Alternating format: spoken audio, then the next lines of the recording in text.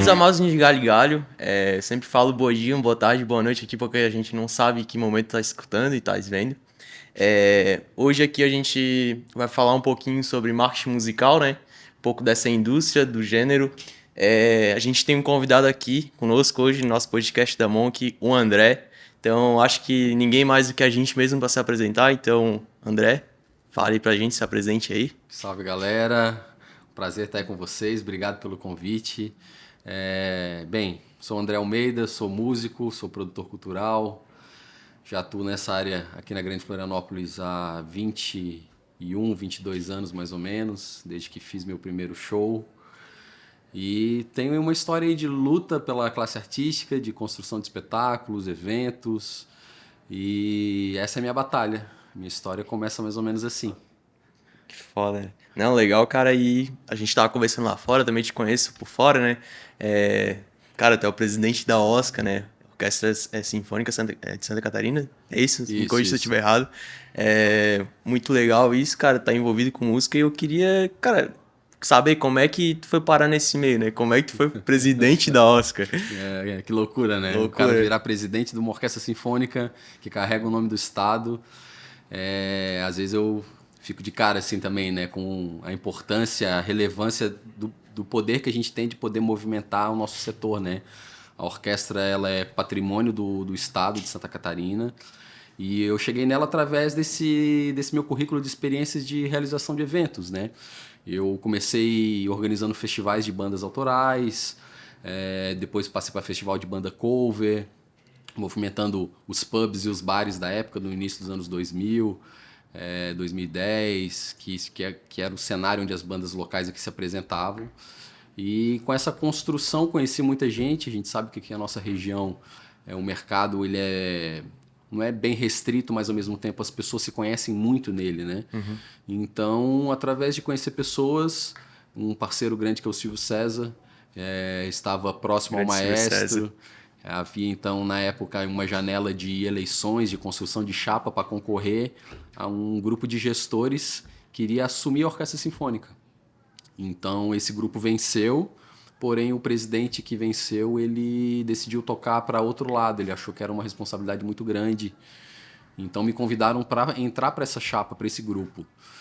E quando olharam o meu currículo, entenderam que eu tinha um perfil não para ser vice-presidente, já que a vice-presidente teria que assumir no lugar desse presidente que saiu, né?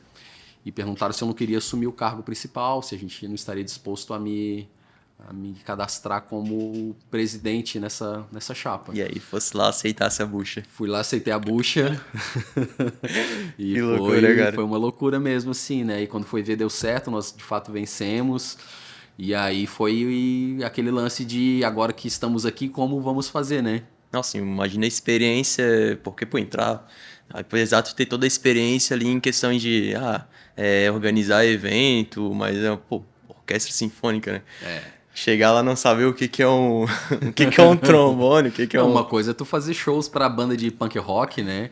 De pop rock, de reggae. E outra coisa é você ir organizar um evento para uma sinfônica. Todas as necessidades técnicas que esse grupo precisa no palco, ou que maneira eu tenho que me comunicar para chegar num público que consome esse tipo de produto. É totalmente diferente, né? Pô, Totalmente diferente. cenário Então totalmente diferente. eu, sem mentira nenhuma, assim, eu fui no Google e perguntei quais são as maiores orquestras do Brasil. Hoje tu iria no chat GPT, né? Isso, exatamente. E o Google me contou quais eram as maiores orquestras do país e eu mandei um e-mail para todas elas. E, para minha sorte, as 4 maiores orquestras do país me responderam falando: vem para cá que nós vamos te ensinar. E aí nós nos organizamos e estivemos na USESP em São Paulo, que é a Orquestra Sinfônica do Estado de São Paulo, que é uma instituição que tem 130 milhões anuais de orçamento. Então tem um elenco maravilhoso, uma direção artística fora de série. Estivemos com a Filarmônica de Minas Gerais, fomos na Orquestra Sinfônica Brasileira no Rio de Janeiro, Gigante essa. Bom. gigante. E aqui em Santa Catarina também, no Balé Bolshoi, né, que é uma instituição super referência também no sentido de patrimônio do Estado e na questão do ensino também, porque eles são uma escola de balé, né? Sim. Então, eu fui muito atrás do como é que vocês fazem e, por favor, me ensinem, me digam o caminho das pedras, né? Quero fazer igual. Isso. E claro, aí fomos respeitando ali toda uma questão institucional, pelas ordens estatutárias, conselhos consultivos. Fomos aos poucos também criando confiança com esse time para mostrar que aquilo que a gente estava aprendendo poderia ser feito, né? Porque às vezes a gente mostra, mas falta aquela coragem, né? Se não tiver uma equipe corajosa junto, para não é só dar autonomia para fazer, mas fazer junto. Eu acho que isso é importante para poder, de fato, desenvolver todo o potencial que a orquestra sempre teve. Né? Esse ano estamos comemorando 30 anos de trajetória. Eu Jornada ganhei minha gigante. primeira eleição lá no final de 2015, né? Então esse ano vão completar 8 anos. Então, tirando essa janela de 2 anos de pandemia que nós ficamos muito off, né? São 6 anos ativos de muita construção, de muita execução, aprendizagem. Então é desafiador, mas ao mesmo tempo é um orgulho, sim. Me sinto bem orgulhoso por terem me dado esse desafio, junto com uma equipe maravilhosa. E a gente está buscando sempre colocar a orquestra no lugar que ela merece, né? É isso aí. Eu também já fui músico na época da Oscar também. Cara, eu tenho muito orgulho de fazer parte e também de dizer que a Oscar, por experiência própria, ela proporciona muitas experiências musicais que nenhuma outra proporciona igual, porque a gente tem, vocês têm um diferencial, né? Sim. Um diferencial de fazer uma coisa exclusiva, uma coisa voltada para o que o meu público quer ouvir, né? Então eu acho que tem muito nisso também de pesquisar e entender o que o público quer. Então, até pouco, acho que umas semanas atrás vocês fizeram o especial do Iron Maiden, né? Pô, foi maravilhoso Pô. esse show, cara. Maravilhoso. A gente muitas vezes atribui orquestra a uma música clássica, erudita, romântica, Sim. né? Mas não necessariamente. No fim das contas, tudo é música. E se parar para pensar, os grandes artistas populares, eles utilizam instrumentação de orquestra nos seus arranjos, Sim. né? Pensando no Queen, por exemplo, é totalmente orquestrado aqueles arranjos, né? As vozes que tem, as linhas de cordas também são muito bem estudadas, muito bem executadas. Isso é muito uma pegada sinfônica, né? Coral Tem, também. tem. Então, fizemos o Iron Maiden, que também é um público do metal, né? Um público totalmente engajado com a música de orquestra. Então foi uma mistura legal e a gente tem trago nesses anos esse modelo nessa série chamada Especial Sinfônico, que é uma formação reduzida da orquestra. A gente não vem com um corpo sinfônico de 80, 60 músicos, né? A gente vem com um grupo de 20 músicos, 25, já junto com a banda, para poder tornar o show desse artista popular local, no caso a Steel Maiden, que foi a nossa banda convidada do Iron Maiden, para fazer um conjunto legal com eles da nossa orquestra, ter a representatividade da sinfônica, né? Mas ao mesmo tempo seja uma coisa que se encaixe ali nos quesitos técnicos e seja fácil da gente executar um show diferente todo mês, que é também uma prerrogativa nossa de tentar inovar, trazer espetáculos diferentes mês a mês, evitar as repetições, que a gente sabe que comercialmente elas são necessárias, mas artisticamente a gente gosta de priorizar essa questão da criatividade. Sim. Né? E também de valorizar, como eu estava falando, o artista local. Né? A gente fazer uma pesquisa de mercado. Quais são as bandas que estão atuando, o que elas tocam, como que elas realmente produzem. Né? Elas têm um público bem engajado, vamos trazer esse pessoal para tocar com a gente. Né? É uma coisa que a gente pensa mais do que montar uma banda fixa que toque Iron Maiden. É muito mais louvável nós convidarmos a banda local que faz Iron Maiden Disso, né? e trazer eles para cá para ser mais um produto para eles também. Sim. Né? Então é uma forma de valorizar também os artistas locais. E entrando um pouco nesse contexto, como é que vocês fazem a questão de convidar a banda para fazer a participação junto? É muito pelo que você já conhece por fora ou indicação talvez de músicos? Como é que é essa parte? Chega muita coisa pra gente, assim, pelo fato de ter criado a série. E a gente tá tendo Imagina todas as bandas querendo fazer parte. uma popularidade, assim, né? As pessoas estão falando sobre esse show. Acaba que quem trabalha com isso muitas vezes manda um e-mail, procura a gente por telefone, né? Oferece o trabalho que eles fazem para ver se não arruma um espaço nessa agenda, né? Mas acaba que a gente não consegue atender todo mundo. Primeiro porque são poucas datas por ano que a gente faz e também porque existem muitos bons temas, mas que não necessariamente a gente vai conseguir engajar através do marketing, da publicidade um público suficiente para lotar os teatros, né? Sim. Então, às vezes, tem muita gente que gosta de um artista, mas que não que tem uma plateia suficiente para a gente inserir esse show na série. Sim. Apesar do tema artístico ser muito bom e mundialmente o artista ser conhecido. Mas talvez aqui na nossa cidade, né, não tenha, digamos assim, um público tão farto para a gente poder contemplar aquele tema. Pesquisa de mercado e saber também o que o público quer ouvir, eu acho que tá muito ligado com isso. Até vocês fizeram o especial da Marília Mendonça. Isso. Cara, Marília Mendonça, sempre disse pra ti lá fora, e é um evento que eu acho que consegue vender pra muitas localidades, pra muitos lugares, porque todo mundo conhece, todo mundo gosta, né? Cara, Marília Mendonça é demais, né? Eu confesso que eu conhecia muito pouco, né? Fiquei conhecendo mais no dia que ela faleceu, né? Infelizmente, foi uma tragédia. A gente vê esses nomes dos artistas do sertanejo girando. Sim. E eu, que não sou da área do sertanejo, eu tenho uma certa dificuldade de entender quem é um produto novo e quem são esses que já estão aí 5, 6 anos Carreira trabalhando. longa, né? Fora Chitãozinho Chororó, Zezé de Camargo, essa galera que é mais clássica, né? Esses novos nomes me confundem um pouco. E a Marília Mendonça, na hora que eu vi o impacto que a morte dela causou, não só no cenário sertanejo, mas em toda a música, é que eu tomei noção da dimensão do artista que ela foi, né? Eu lembro das redes sociais na época, muita gente comovida, e realmente comovida porque Sim. o apego emocional que tu tinha com o artista que a gente sabe, né, com um artista que a gente gosta. Então, eu sou muito do rock, então, apesar de ser mais antigo, a gente vê esporadicamente alguém vindo a falecer, né? Sim. E a gente vê esse muito emocional envolvido com a relação público e relação artista, né? Então, acho que tá totalmente intimado isso.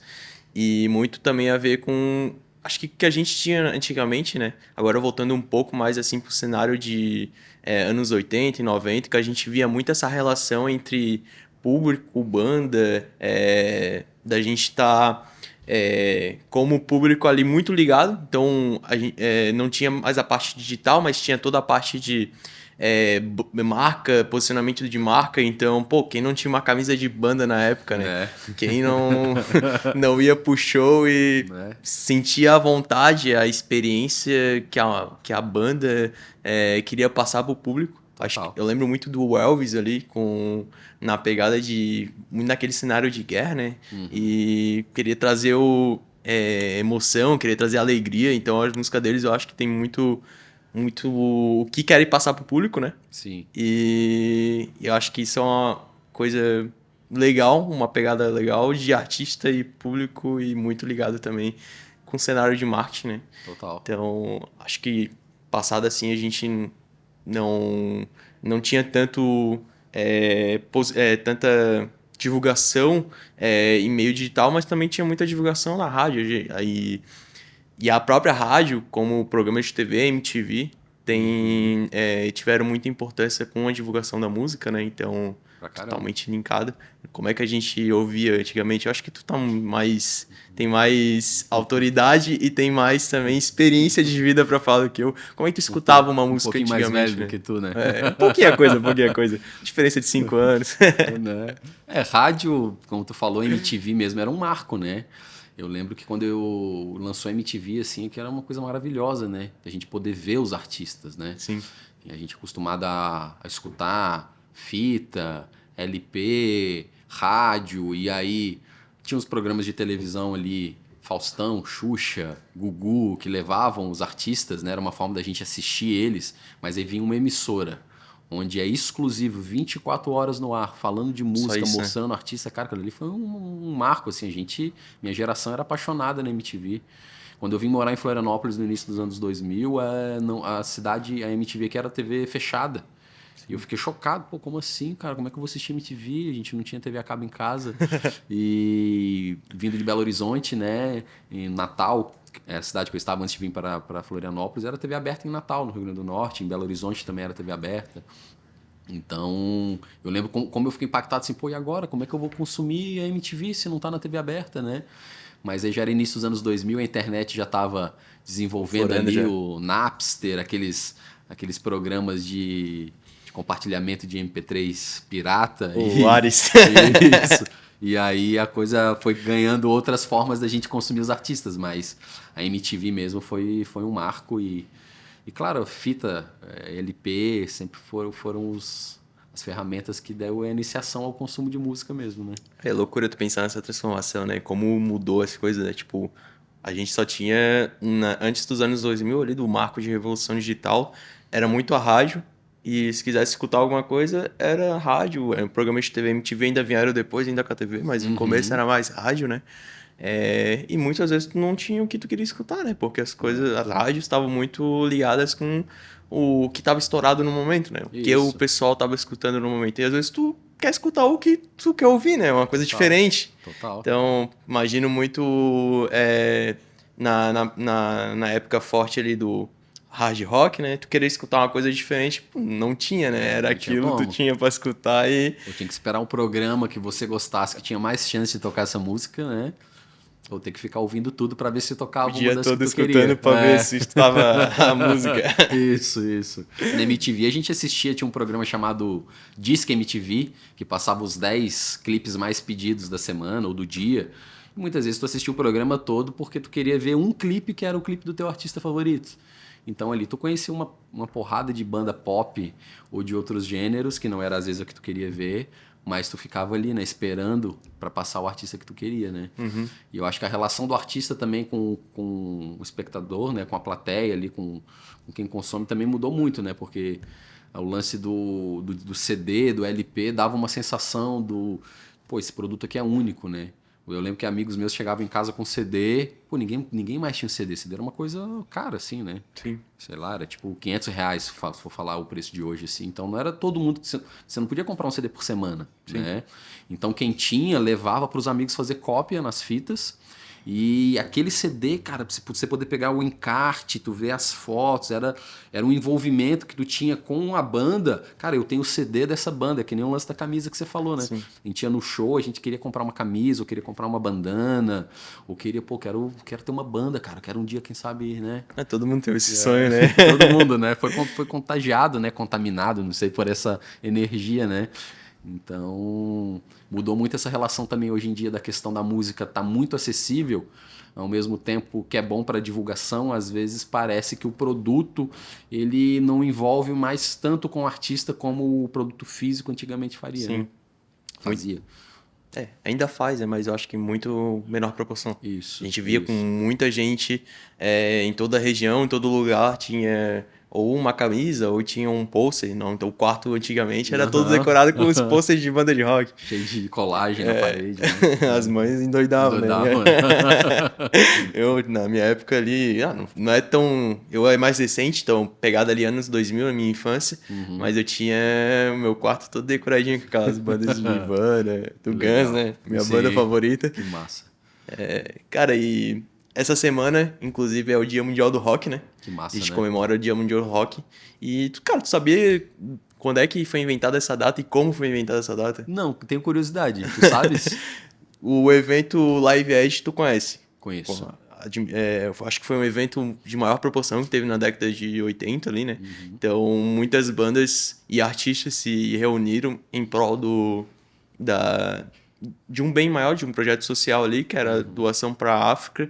Então, acho que a parte de marketing toda envolvida nesse evento foi gigantesca, porque tinha todo um público por trás, um pessoal organizando por trás do evento, que na verdade era mais parte de doação mesmo, de fazer o bem, né? Fazer o bem social. Então, é um evento de rock totalmente relacionado com isso. Então, eu tenho um baita de um respeito por esse evento, porque acho que não teve nenhum nessa proporção dessa época em diante e também anteriormente a ele. Então, e a data foi exclusiva criada nesse evento, inclusive. Eu não lembro bem qual era a banda. Então, tu chegou a ver esse evento?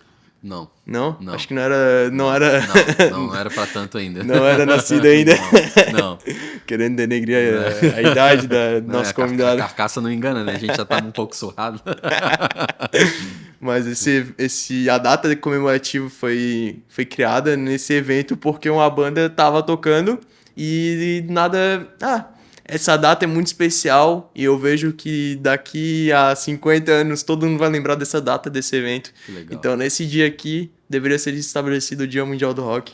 E foi nesse dia, no dia 13 de julho. 13 de julho. 13 de julho. De Sensacional, 1985. cara. 85, ano que eu nasci. Tu nasceu em Eu nasci 85. em 85, em Ó, março. Olha aí. descobrimos a idade do nosso convidado através de uma conversa totalmente sem pretensões. É que legal, né? Pô, que massa. Não tinha noção que a história era essa.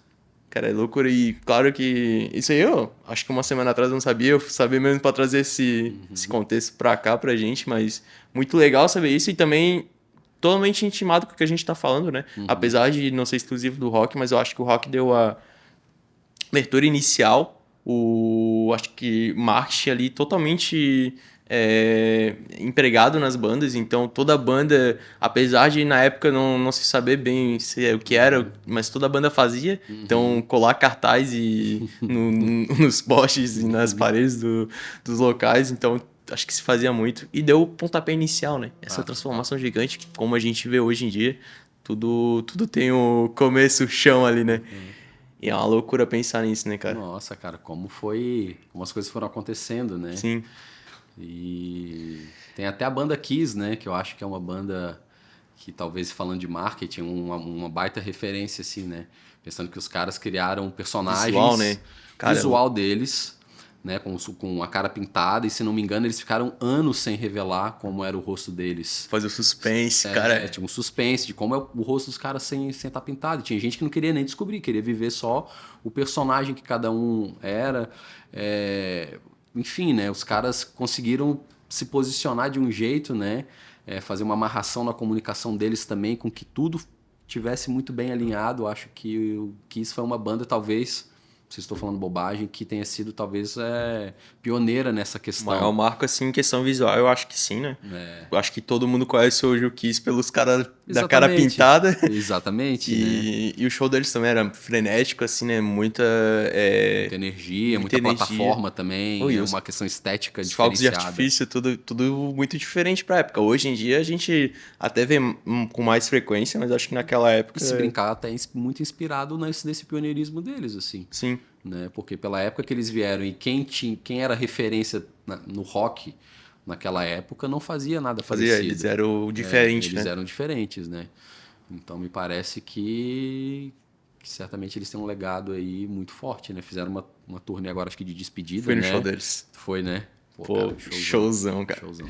Foi massa. E pensar que isso, pô, daqui a alguns anos não vai mais ter, né? É loucura, né, cara? Eu, principalmente, gosto muito da pegada do rock, então acho que não vai ter mais bandas igual aquelas, até porque eu acho que a forma da gente consumir música, né, mudou muito. Sim. Então, hoje tá muito mais forma rápida e a gente quer consumir algo que seja pro momento e não algo que vai te dar aquela emoção, vai te dar o feeling de escutar uma música de rock. Eu acho que tem muito a ver com isso, né? Stairway to Heaven, né? A música eu acho que mais me marcou assim, é uma música muito antiga, da década de 70, e, cara, eu não consigo não escutar aquela música e não cantar junto, né?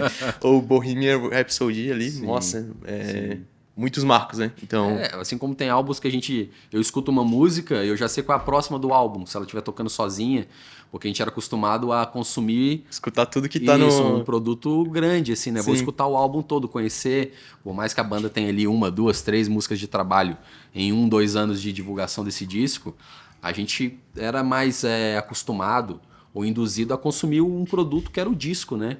E hoje em dia, bem como tu falou, né? O pessoal tá mais por um consumo mais rápido, até pela agilidade, a informação muito acelerada, né? Entra o conteúdo muito rápido nas plataformas.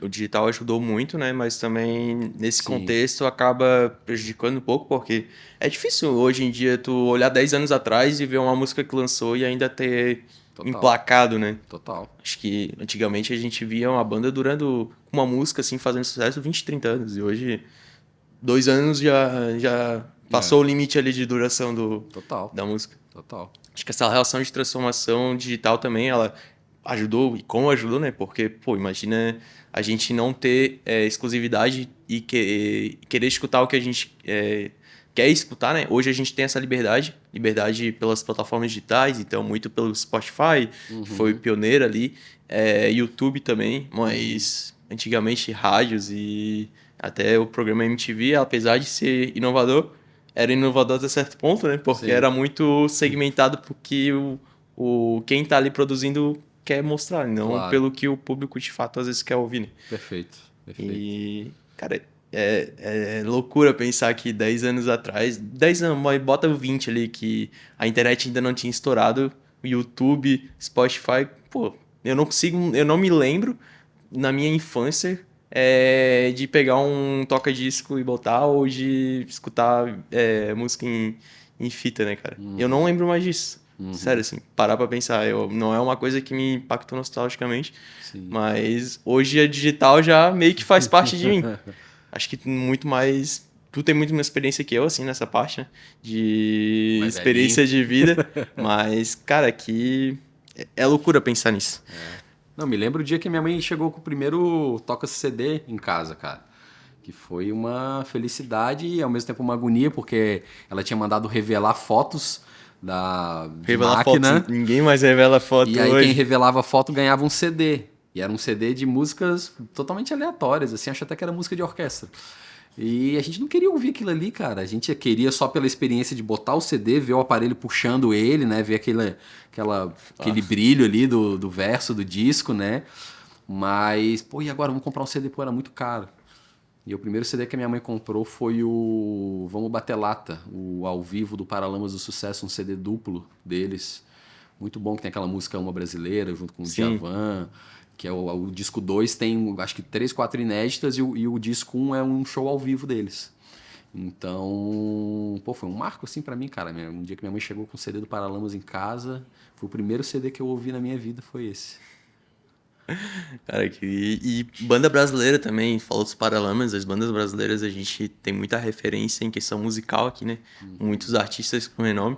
E também muito isso, né, envolvido, porque no o Brasil acho que demorou um pouco, assim, em questão de transformação digital, as coisas sempre acontecem fora e chegam com o tempo pra cá, né? Sim. Então, acho que ao longo do tempo a gente durou um pouco mais essa relação de artista e sem meio digital, muito mais artista como uma empresa e o público consumindo ela de forma presencial, né?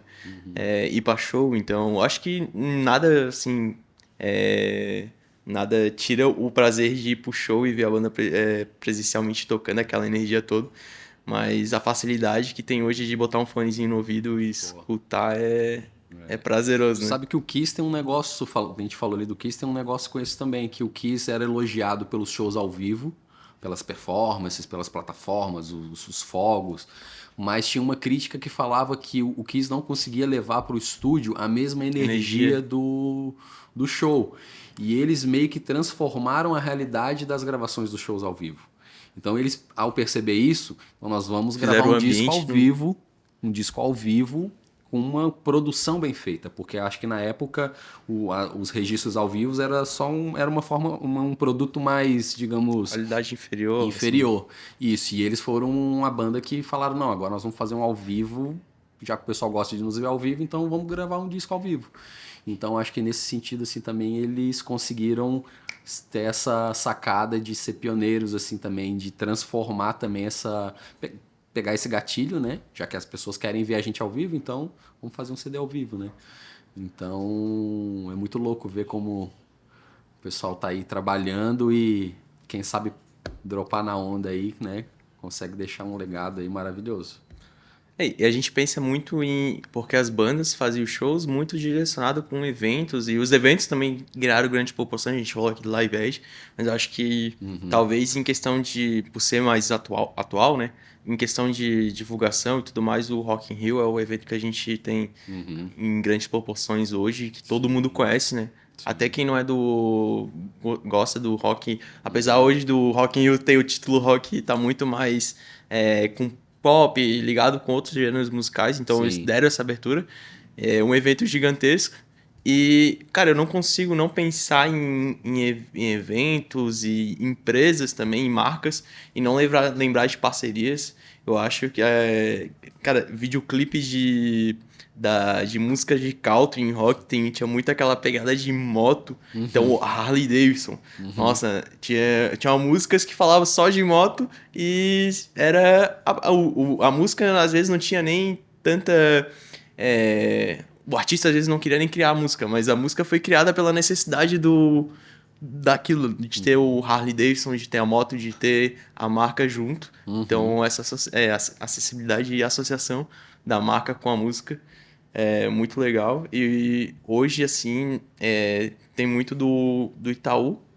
Itaú hoje, que é uma empresa que, por si só, ela é gigantesca, mas ela também busca muito parcerias, inovação e tudo mais.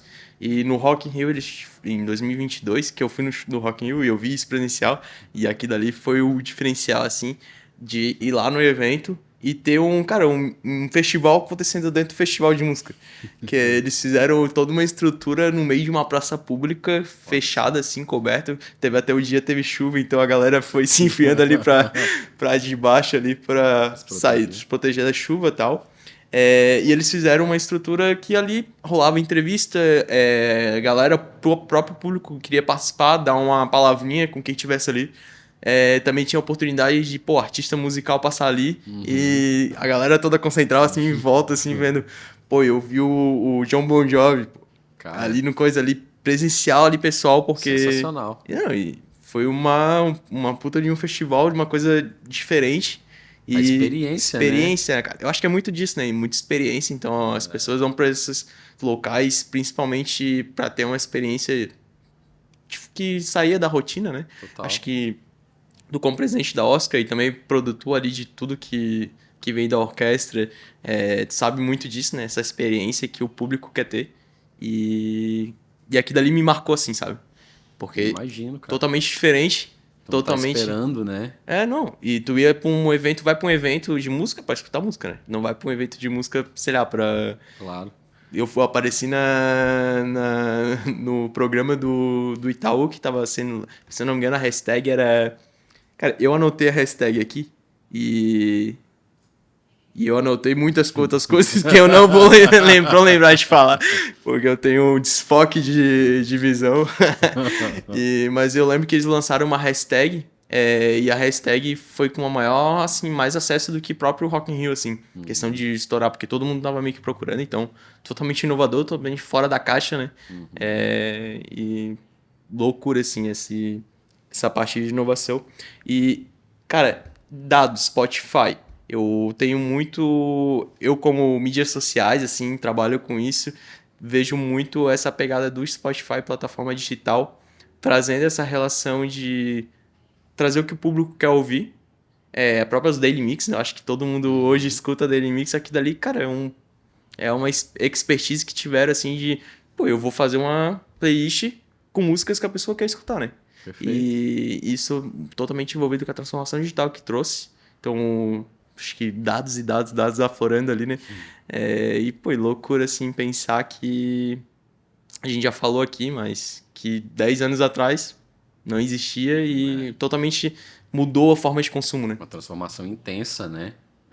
Num período curto, se parar pra pensar, né? 10 anos é pouco tempo, mas a transformação é tão grande que parece que isso já existe há muito mais tempo do que 10 anos, né? Pro digital, 10 anos, pra gente parece pouco tempo, mas pro digital, pra inovação, Isso. é um período gigantesco, assim, de tempo, né? Nós temos uma música lá no Nós na Aldeia, né? Que é uma banda que eu toco baixo, que chama-se Positividade. E ela é uma música que a gente não investiu muito nela no marketing. Ela foi a quarta música de um EP que a gente lançou e a gente acabou investindo mais era um EP de 4 músicas, a gente investiu mais nas outras 3 e ela ficou mais de canto. Sim. Mas ela, pelo nome da música e pela letra, ela teve um engajamento orgânico absurdo. Ela é uma das mais tocadas na nossa página, no nosso perfil do Spotify. E tem muito a ver, na minha leitura, na minha interpretação, com essa questão do nome da música, do estilo de vida, para onde o algoritmo encaminhou ela para o estilo de música que as pessoas queriam ouvir, né? Que elas querem ouvir naquele dia ou o que elas estão dispostas a descobrir, né? Tu falou do Nós na Aldeia e fizesse me lembrar agora de uma música que a gente ia até começar lá fora, né? Aham. Reggae na Casa Amarela. Essa música eu acho que estourou regionalmente, né? Sim. Aqui, então eu acho que todo mundo aqui, se for de Santa Catarina, se for dar a rodada aqui no estado, todo mundo vai saber cantar essa É música. um hino. É um hino. Acho que junto com ali o Vagabundo Confesso das Das Aranhas, Aranha. e Moleque do John John Bala Bala Jones, acabou que se tornaram hinos aqui no estado, né? Aham. Daniel Lucena é o compositor parceiro dessa música junto com o Maca. E o Daniel estava num momento difícil de vida, o Maca muito amigo dele, eles se aproximaram e fizeram tanto novas versões de músicas do Daniel Lucena, Certos Amigos, o Nós na Aldeia regravou, Sol de Sonrisal, E eu tocou algumas vezes essa música na orquestra. né? Então, e são músicas que ganharam uma roupagem mais de reggae, que é a cara da banda, mas ao mesmo tempo o Daniel era um cara sensacional, né? Do nosso estado, um dos maiores compositores, se não o maior compositor que o nosso estado teve. E, pô, foi um privilégio, assim, ter trabalhado com ele. Deixou um legado também absurdo. Hoje tem a Manuela Lucena, que gravou uma música com a gente, a sobrinha dele, artista também sensacional. E é isso aí, a vida Vai ganhando novos rumos, vai né? ganhando novos rumos, os legados ficam, né? Eles servem de inspiração pra gente também e ao mesmo tempo também de norte, né? Como algumas coisas foram feitas, o que elas nos inspiram ou como podem ser feitas no sentido de uma evolução também, né? E é por aí. E agora o espaço para divulgar. Hoje, Oscar, banda. Então, para quem quiser. Primeiro, para quem quiser achar a Oscar. Em quais canais hoje a Oscar tá inserida? Então, nós estamos no Instagram, nossa principal plataforma. É onde a gente tem mais engajamento, assim, onde a gente consegue se comunicar com o nosso público e ter um retorno mais direto. Facebook, né, que também plataformas ali da mesma empresa, né? YouTube, nossos vídeos estão lá. Mas o Instagram hoje é a nossa plataforma onde a gente vende ingressos, a gente divulga espetáculos, a gente pergunta ao público o que eles querem Já ouvir. tem um clube de assinante, né? Agora Já temos um modelo de assinantes de temporada para quem quiser comprar uma cadeira cativa e assistir todos os espetáculos, independente de se o tema já foi anunciado ou não. Então a gente está criando esses produtos também. Essa temporada, uma temporada especial de 30 anos, né? A orquestra estreou no Teatro do SIC dia 25 de novembro de 1993, cara. faz tempo. Olha só, faz tempo. Eu tinha 8 anos na época. E então esse ano nós estamos a temporada inteira chamando ela temporada de 30 anos, porque no dia 25 de novembro desse ano nós vamos ter um concerto de aniversário da orquestra que vai fechar essa temporada. Então, quem quiser nos conhecer, nós estamos lá como Oscar Nossa Sinfônica, que chamamos carinhosamente de Nossa Sinfônica por ser uma orquestra que foi criada para o Estado. Então, ela é a orquestra dos catarinenses, né? A gente defende essa bandeira de que ela pertence aos catarinenses, então é uma meta institucional não se ficar tão centralizado aqui na capital e visitar o Pra fora máximo também. de municípios possíveis. Já fizemos mais de 150 municípios, que é um grande número, mas isso está muito atribuído a antes da pandemia, né? Então agora a gente, com essa retomada que iniciou no final do ano passado, está no nosso plano agora para o segundo semestre, uma série de apresentações aí pelo interior do estado. E os espetáculos estão bem bonitos, tem música de orquestra no sentido música erudita e muitos shows populares dessa série, né? Com muito rock and roll. É gosto pra todo mundo, Vamos né? ter agora dia 27 desse mês, 27 de julho, o especial sinfônico Queen. 17 de agosto. Quero meu ingresso, hein? Pô, chega lá, se chegar. Dia 17 de agosto tem o especial sinfônico Led Zeppelin também, que vai ser legal. sensacional. Vamos repetir o Pink Floyd, que fizemos esse ano o disco Dark Side of the Moon, completando 50 anos desse álbum que, pô, meu Deus do céu, é um... Vamos fazer agora? Já tá na agenda? Nós fizemos no mês de aniversário, que foi em março, e vamos repetir, porque foi um sucesso, ficou muita gente de fora. E... Eu não fui. Então agora Quero ir, a nessa chance, agora eu vou. dia 22 de outubro. Então, Agenda cheia, então. Agenda cheia. O rock ocupando então o mês de julho, agosto e outubro. No meio do caminho, em setembro, ali a gente vai fazer um Elton John, que é um tema também que estão pedindo pra gente há muito tempo. E a gente tá com um cast artístico bem legal para executar. A gente vai aproveitar essa galera que tá com a gente. E então tem bastante possibilidade para o público do rock e da música pop aí. Música em geral, né? Música em geral. O Porque Maestro vive dizendo, né? Que quando é música, música é música. Não interessa se o é gênero, popular, se é de orquestra, se é samba, se é reggae. Quando toca o coração, cara, e causa emoção, é isso que importa, né? E era o que eu tava falando lá atrás da Marília Mendonça, que eu não conhecia e vinha conhecer no dia da morte dela. E a gente, quando foi fazer o espetáculo, que eu fui conhecer as músicas mais a fundo, assim, eu falei, meu Deus, cara. E Essa toca, mulher, né, cara? essa Porque é mulher muito tem uma música. representatividade, assim, e o coral que é a plateia nos shows que a gente fez em homenagem a ela é impressionante, assim, ó, a plateia é mais alta do que as caixas de som. Então, dá pra ver que é uma artista sensacional.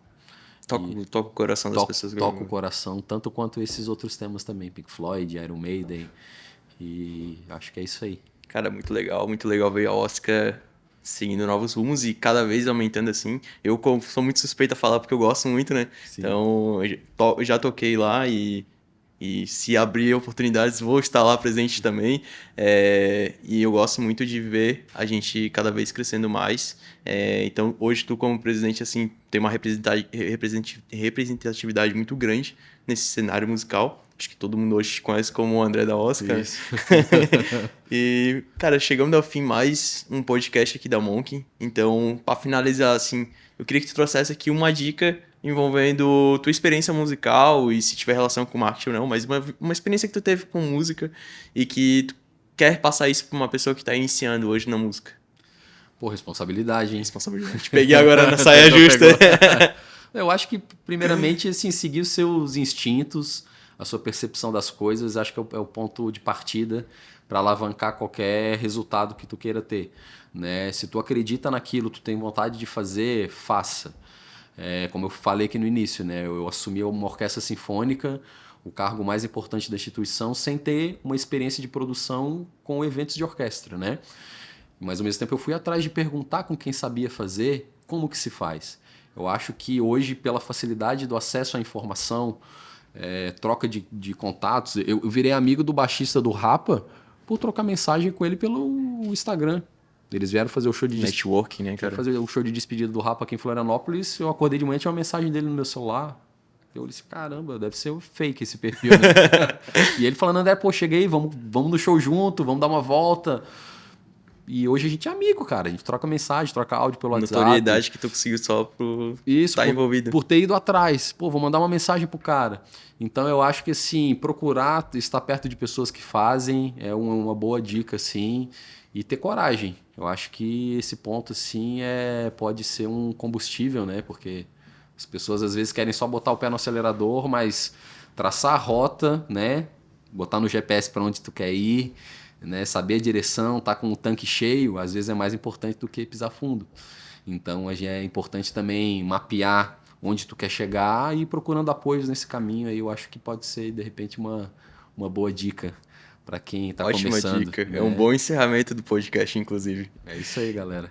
Valeu, obrigado pelo espaço e pela oportunidade de estar aí com vocês. Obrigado você por ter achado um tempo na agenda, porque eu sei que a tua agenda é gigante. O papo foi maravilhoso aqui, pô, por mim a gente ficava aqui mais 2 horas, passou rápido, né? E realmente, assim, a gente tá nessa correria dos espetáculos, né? Eu faço a produção da orquestra, toco, sou pai de 2 meninas, né? Meu enteado também, o Caetano. Então a vida vai consumindo a gente, mas quando tu fez o convite aí, eu falei, pô, vamos lá, vai ser maravilhoso e obrigado mais uma vez, foi um prazer estar aí com vocês. Fechou. Muito obrigado, André, por estar aqui.